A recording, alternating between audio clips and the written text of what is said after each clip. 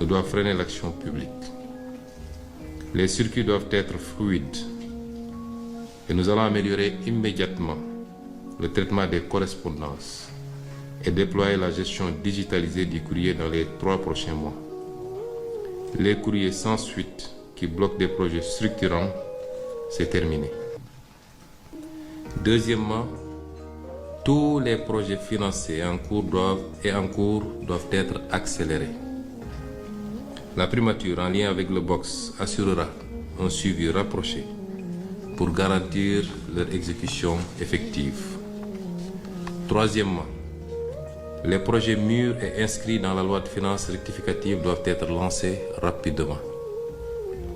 Les démarches nécessaires doivent être engagées dans un délai maximal de 30 jours avec un suivi assuré par la primature. Quatrièmement, pour les projets en attente, une task force sera mise en place sous l'autorité de la primature. Elle regroupera le BOX, l'APIX, le FONSIS, le DGPPE, l'UNAPP, la CDC et la Direction générale de la coopération. Son objectif sera de finaliser la structuration de ces projets au plus vite. Nous ferons appel à des cabinets privés spécialisés pour accélérer ce travail. Et la DGPPE pilotera cette maturation selon un calendrier accéléré avec un suivi régulier. Le ministre d'État auprès du président de la République assurera l'évaluation périodique de ces actions et rendra compte directement à son Excellence, Monsieur le Président de la République. Cinquièmement, la gouvernance des projets interministériels doit être renforcée.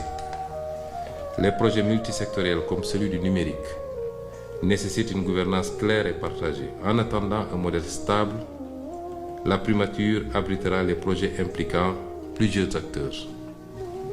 Sixièmement, chaque ministère devra assurer un suivi rigoureux des engagements internationaux et présidentiels.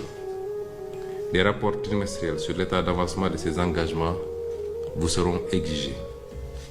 Septièmement, chaque ministère devra actualiser sa feuille de route avant la fin du mois de juillet. Ces feuilles de route devront être en cohérence avec les chantiers nationaux en cours. J'attends également des ministères concernés, tels que le ministère des Transports, de l'Industrie, de la Justice, de l'Intérieur, un plan détaillé de mise en œuvre des conclusions des États généraux et autres initiatives. Ce plan précisera les actions, les échéances